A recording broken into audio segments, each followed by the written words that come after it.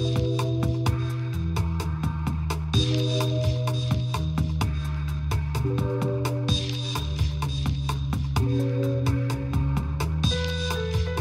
I'm Morgan Pehme, Editor-in-chief of City and State, and this is Last Look. Today on Last Look, we're going behind the scenes on our cover story, Tawkin the Tawk, with the author of the story, managing editor Jon Lentz. Jon, thanks for joining us. Good to be here. So how did this story come about? Well, when I moved to New York City about 5 years ago, I'm from Nebraska, I was surprised walking around Manhattan that I didn't really hear the New York accent very much. And so for a project I did at journalism school, I decided to look into that a little bit. Is the accent still there? Is it dying? And at the time, one linguist I talked to said, John Liu actually has some aspects of a New York City accent. So I thought that was really interesting. He's Asian. He usually ties us with older European groups that came here around the turn of the century. Italians, Irish, Jews. And I never published it, so, primary season's coming up. I thought it'd be a good time to look into that, how politicians have the accent or don't have the accent. And what did you find? I mean, are politicians using New Yorkese to try to connect with voters? Well, linguists told me that they may be doing it, but it's probably not that conscious. People tend to accommodate to the people they're speaking with.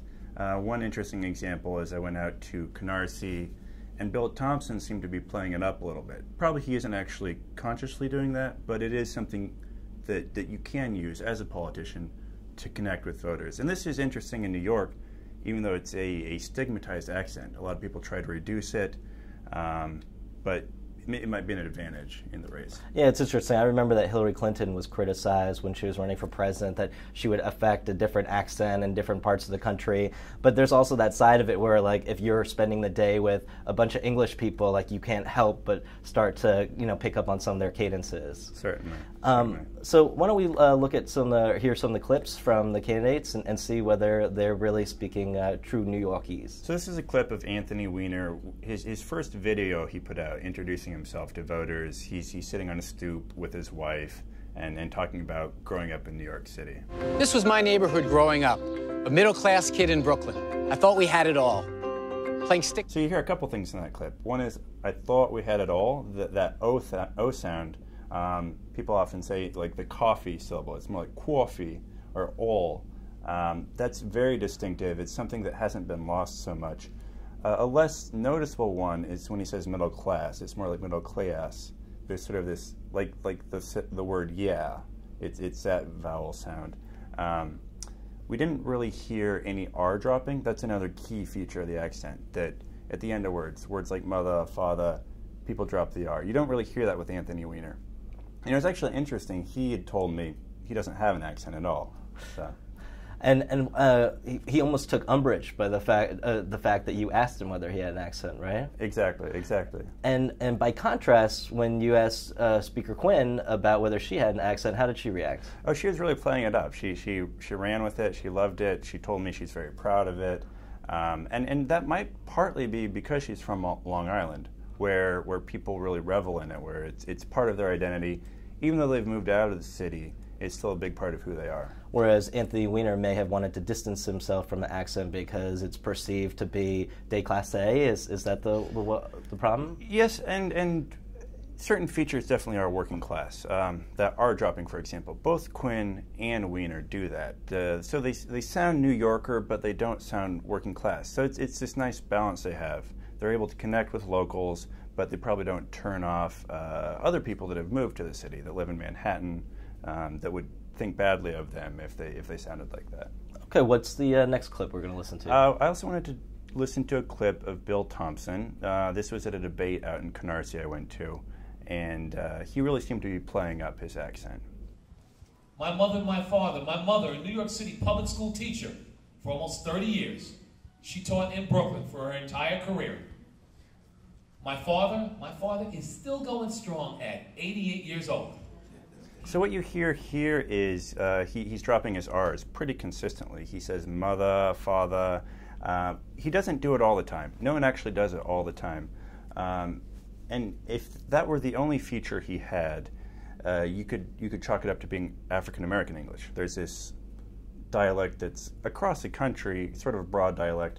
But Thompson does a few other things that are distinctly New Yorker. He drops, he has that coffee syllable, the aw in twat you can hear. So it's kind of interesting also that a minority in New York City has picked up this accent. Whereas it's tied with white European immigrant groups, Asian Americans have it, African Americans have it, some Latinos have it as well. So it's no longer part of ethnicity, but it's really part of the New York identity. Exactly. And some candidates and speakers, not just candidates, play that up. I'm a New Yorker, I'm part of this place, so they highlight it. And nobody has more of a distinctive New York accent in New York politics than Marty Markowitz, right? That's right, and I wanted to bring up a clip where he's endorsing Christine Quinn for mayor. As someone who's devoted his entire life to Brooklyn and New York City, and being 68, I can say it, I'm in public office 35 years. I'm pleased to be here today in support of Speaker Christine Quinn, because there's no question she's a quintessential choice for mayor. After all, like I've always said, when you want a job done right, give it to a woman to get it done. Frankly, for my belief, it's about time that New York City had its first female mayor. Yes. So this is a really prototypical New York City English or New York City accent. And had he run for mayor, he would have had the thickest accent of any of the candidates. You even hear him say some things sort of like rounding his O sounds. The quintessential phrase is 33rd and 3rd. People used to say it toidy, toid, and toid. You hear a little bit of that in his speech. Definitely R-dropping quite a bit. So it's really fun to hear this. Yeah, this is the man who brought signs that say "forget about it" to the Brooklyn borough, right? I mean, you talking to me, forget about it. Those are the consummate New York phrases, right? Exactly.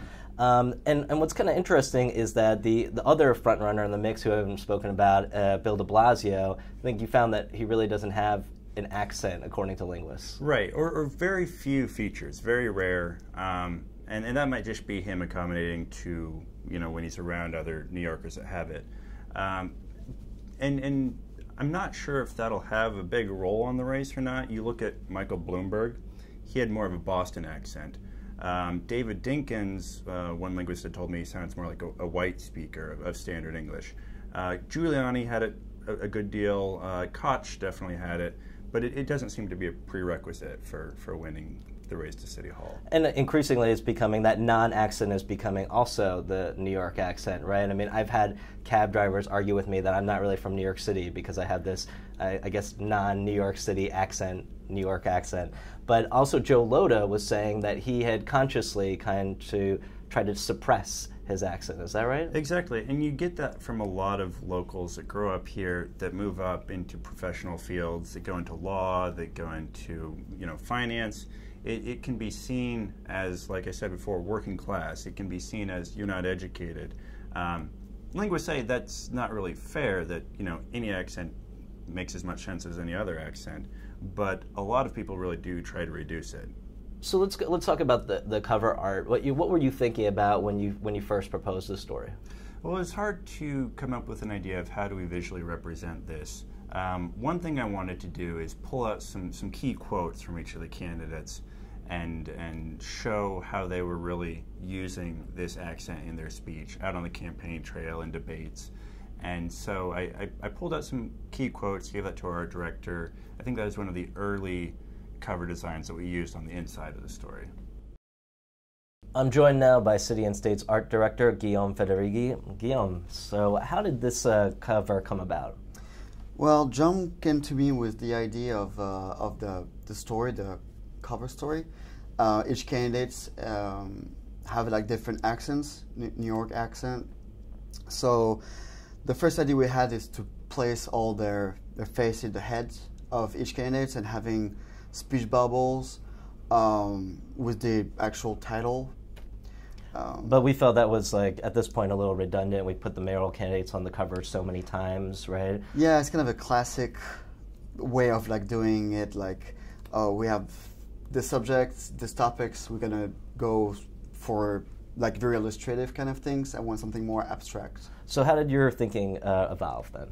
So from each candidates, I represent them with a color.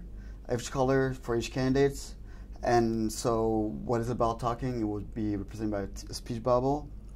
So I'll place that on the cover at first. But then, so after you design this kind of speech bubble heavy cover, you seem to kind of have some reservations about it. Yeah, I had a second thoughts. I thought it was something a bit too obvious, in my opinion, and very illustrative and almost not childish, but something like that.